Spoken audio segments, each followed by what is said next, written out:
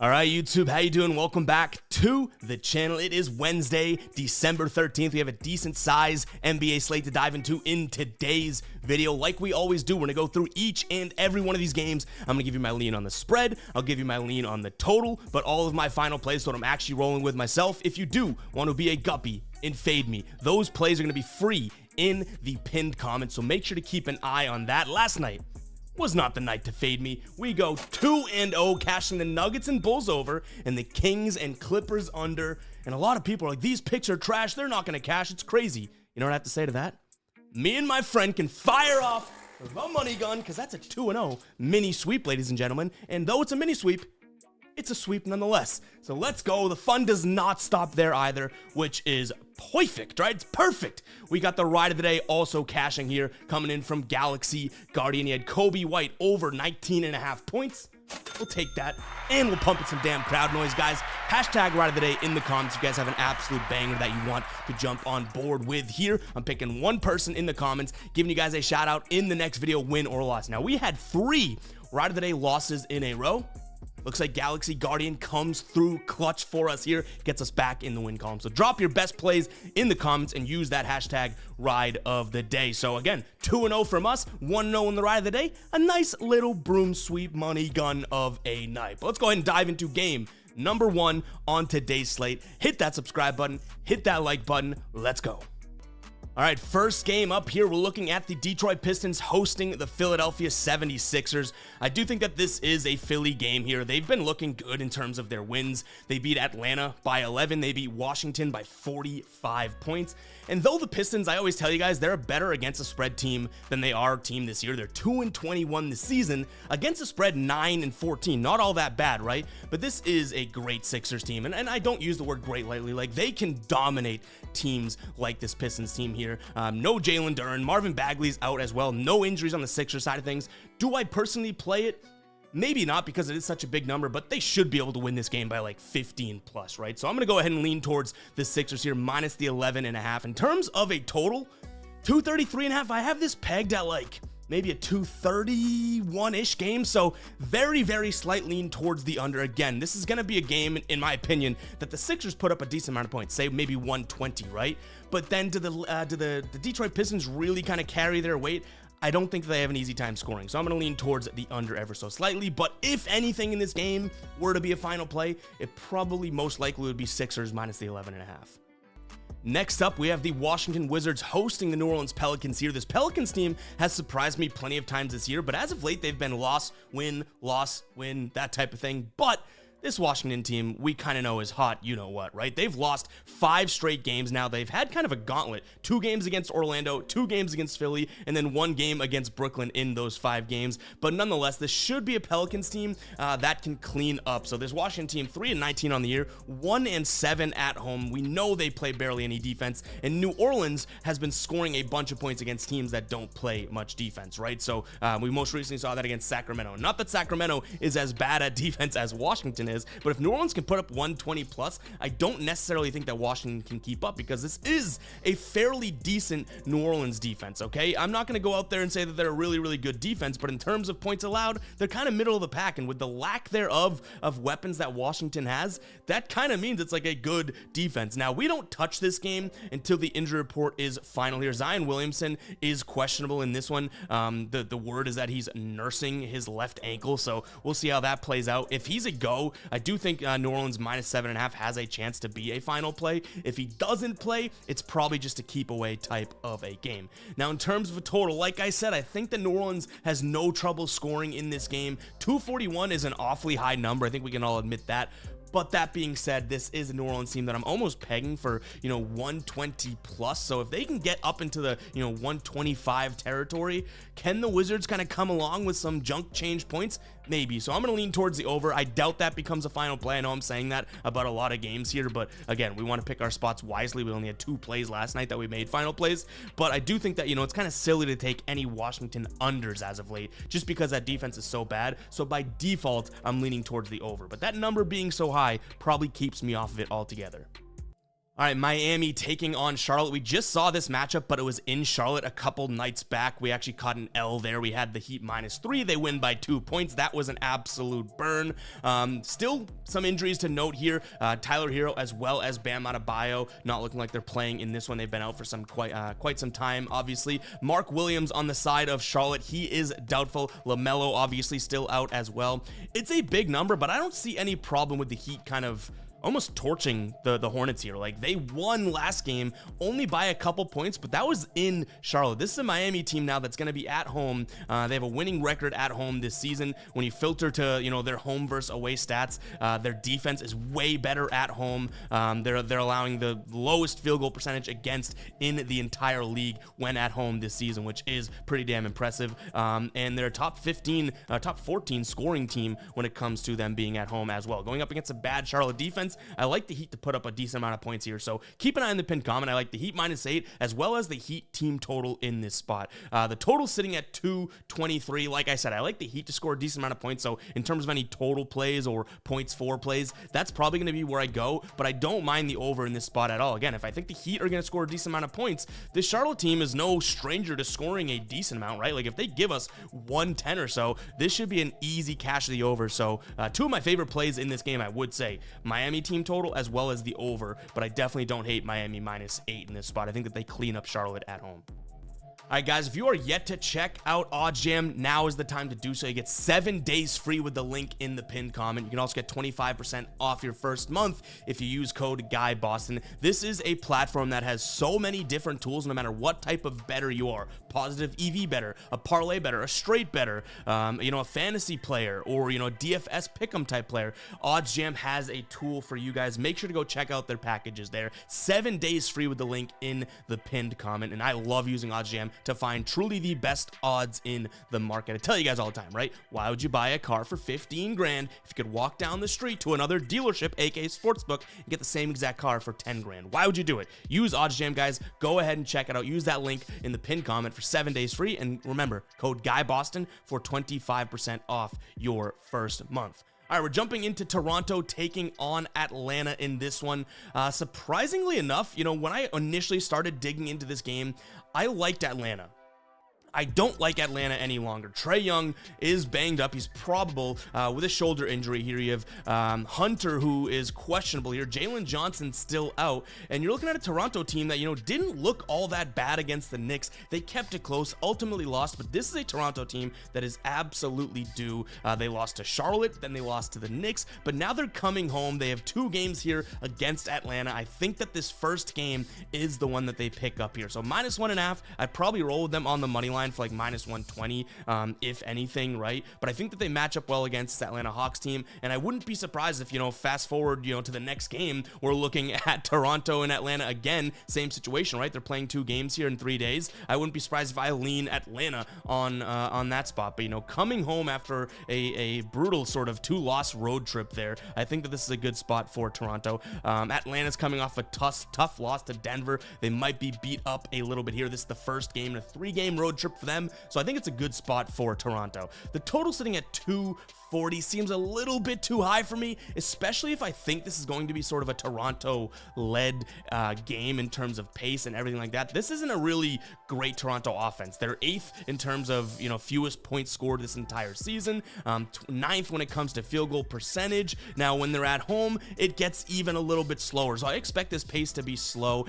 It might be crazy. Like I talked about with Washington and New Orleans, maybe it's crazy to take an under, especially with a team like Atlanta that pushes the pace so damn much, but I'm rolling with it. I'm leaning towards the under 240 in this spot. I've seen 240.5 on some books as well, so maybe we wait out and try and get the best number there. FanDuel has 240.5, so keep an eye on the pinned comment. I do think that this under could be a final play. It just is gonna be, you know, dependent on if I'm feeling like I have big enough cojones to pull the trigger on an Atlanta under, right? So keep an eye on the pinned comment. I like Toronto as well as the under in this spot.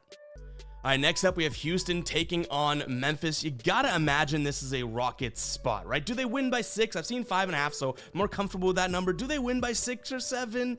Now you're maybe you can make the argument pushing it, but I don't think there's any tell that this is a better, or any disagreeing with that this is a better Houston team than this Memphis team, right? And when you're catching Houston at home, that is the time to do so. They are 10-1 this season at home, right? Compared to their away record, which is 1-8. So, from here on, pretty much out. Like, if you're gonna bet on Houston, make sure they're at home. They're at home today, going up against a Memphis team that, yeah, I'll give Memphis some credit. They're playing better ball, but still not playing great basketball, right? So give me Houston here. I wish that this spread was a little bit lower. I do, because I still don't truly trust Houston, but if there's gonna be a time to trust them, like I said, it's going to be at home. So give me Houston. It's actually -5.5, which is great over on I believe it's BetMGM right now, -5.5. Total sitting at 213 seems awfully low. I think this probably stays in the teens, I guess, but give me like a 216, 218 type of finish. I'll take the over in this spot as well. Maybe that's low-hanging fruit. Maybe it's like bait and I'm swimming, I'm gonna touch the boat, but I do think that this game at least gets up to 215-ish, so slightly lean towards the under. I understand how good Houston's defense is, especially at home though. All right, we got the Spurs taking on the Lakers. Plenty of people calling me crazy yesterday for liking the Mavericks over the Lakers. The Mavericks win that game by 2. The Lakers were favored as well, so we didn't make it a final play. It was going to be the next one if we had a third pick. We didn't roll with it, but nonetheless, Lakers coming off of a loss there. This, I don't think, is a very easy spot for them. Obviously they're staying in Texas, but it is a back-to-back. They play San Antonio again in 2 nights, so this could be a spot where it's like the Spurs kind of catch them in this first game of 2 here. Do I bet that? Most likely not. This is most likely a pass of a spot, but that spread being just 2 kind of seems like a trap. Like, why aren't the Spurs, less or more underdogs, right? Like, if you look at their recent spreads here, 9 against Houston, 11.5 against Minnesota, 12.5 against New Orleans, Atlanta 6.5, 10.5 against Denver, 10.5 against Golden State, 8.5 against the Clippers, 9 against the Clippers, 3.5 against even Memphis, and yet they're less than that against the Lakers? Interesting there. Now, I don't envision, this is a spot where there's nothing on the injury report right now. Surprise, surprise. Usually LeBron and Anthony Davis are on the injury report, but I don't envision this being a guarantee that either of them play. This is, again, a back-to-back, a lesser-than game. Maybe they play because they want the win, but I'm probably leaning San Antonio, if anything, in this game, just because that seems like a little bit of a trap spot. San Antonio at home, bad team, we get it, but for whatever reason, that spread is where it is, so I'm going to lean towards San Antonio. Now, the total sitting at 228. I could see this one getting up into the high 220s, but maybe not that high, so I'm going to lean towards the under here. Maybe this gets to 226, 227, but yeah, this is a game in which, the Lakers could be tired on a back-to-back. You can tell by the way I'm talking about it, it's not my most confident matchup of the night, or even line reading and possibly betting San Antonio. Kind of crazy there, right? Sounding the psycho alert alarm, but yeah, I'll lean towards a very, very, very, very slight under here.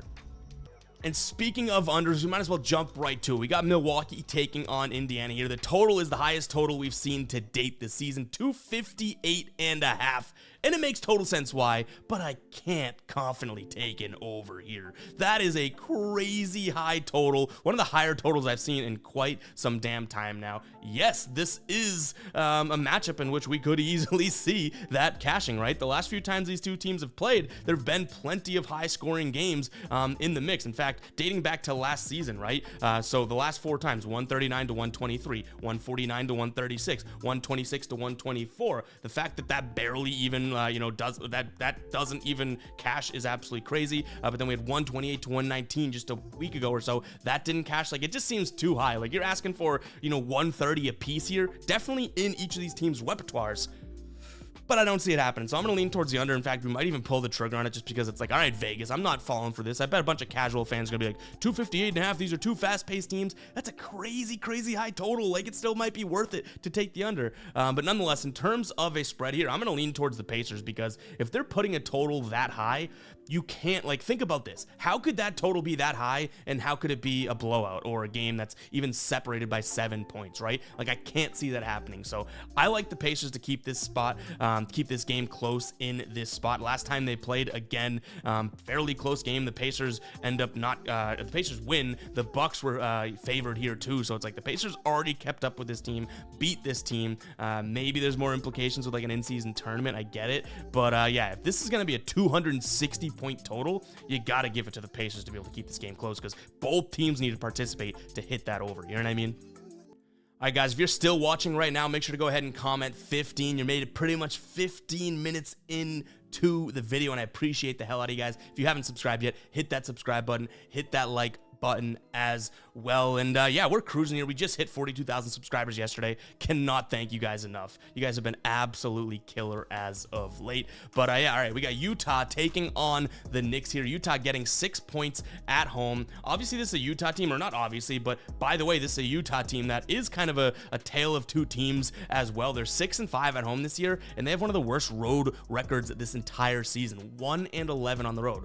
But they're at home here. You have a banged up Knicks team, so I believe Mitch Robinson's out. Quickly is questionable. We know Jalen Brunson was banged up, but ultimately played last game as well, right? But you have just as much of a banged up Utah team. Clarkson, Kessler, Collins, and Markkanen are all either out or questionable in this spot, which isn't the best look for Utah. So almost reluctantly, I'm going to lean towards the Knicks minus the 6 points. I don't fully trust it, and you guys know I don't fake confidence for content. If I say I'm going to lean that way, but I don't love it, I'm just being completely honest. It's almost like I can't really get myself to like the Jazz. Even though they're better at home than they are on the road, I don't love them with all of these guys missing. Like who really is going to be the scorer for them? Like they're Fontechico, Oblagi, like they have guys that don't even, that are lucky to have NBA jobs almost, you know what I mean, starting for them, and definitely guys coming off the bench. So I just can't trust it. I'll take the Knicks here minus the 6 points. They just beat Toronto by 6 points. Toronto obviously healthier and probably better than Utah, so I'll take the Knicks here. Do I love that the Knicks are on the road? No, because like I said, that is where Utah sort of specializes, but this is a beginning of a long road trip for the Knicks, so they'll get used to it. Hopefully they can start it off with a win. Now the total sitting at 229. I like the under in this spot. I think that if the Knicks dominate this game, that defense is going to obviously be stellar and be a huge piece of that. And this is a Utah offense that I tell you guys all the time, they play with tons of pace, right, in terms of possessions, but they're one of the least efficient teams in the entire league. Overall, the 5th worst field goal percentage this entire season here. When they're home, you know, it drops even more. So like they're better at home, I get that in terms of win-loss, but they're still not very efficient. And this is a good Knicks defense on the season here, allowing the 6th fewest points. I don't really see a world in which Utah can sort of up the tempo and score a bunch of points against them. So again, I'm going to lean towards the Knicks minus the 6 points, but a play that probably has the best chance of being a final play in this spot is going to be the under 229. So keep an eye on that pinned comment. All right, Phoenix taking on Brooklyn. I think this game has some same game parlay potential, so keep an eye out for that. I'll post that as a TikTok at evpicks 3.0, picks with a Z, or as a YouTube short here as well. In terms of injuries, Kevin Durant looks like he's going to be ruled out again. No major injuries on the Brooklyn side of things. Brooklyn getting 2 points here. I kind of like them as a dog in this spot. We've seen Phoenix kind of struggle coming off of a very close back-to-back win last night, but this screams Brooklyn to me. I've been like a Brooklyn, you know what, rider this season for whatever reason, but they are a really good against the spread team. 16-5-1 against the spread. For whatever reason, I don't think that they're getting the flowers they deserve. So give me Brooklyn here, take the 2 points, but you know, money line also doesn't seem like a crazy play to me. But again, I think my favorite spot in this game is going to be taking a peek at a same game parlay, because I like the over in this spot as well. Phoenix obviously not necessarily really like a world beating defense. I mean, they're kind of middle of the pack. League average 114 being average in terms of points allowed. They're allowing 113, so maybe slightly better than you know, most, but this is a spot in which, you know, no Durant, not that he adds defensively, but on a back-to-back, I could see that defense sort of lacking just a little bit here, and you know, the Nets kind of running up the score and at least scoring, you know, 115 to 120 on them. So if Phoenix wants to stay in this game, they are favored. I do envision a decent amount of points being scored, so I'll take the over as well. And guys, it's gonna wrap for today's video as I battle a burp, but we fight through, right? we battle it out. It's so funny when you're a kid, you just used to like let your burps out and you're proud of them. You get into adulthood and it's like you try and battle through them and talk. It's like, no, brother, just take a second, breathe. You can burp and then get back to your sentence. I feel like I saw a comedian say that one time and I was like, that's so true. But nonetheless, guys, that's gonna wrap for today's video. Again, make sure to go check out OddsJam if you want to pick up some merch. FadeMe.store. Hit that like button, hit that subscribe button. We'll catch you guys in the next one. All right, peace out.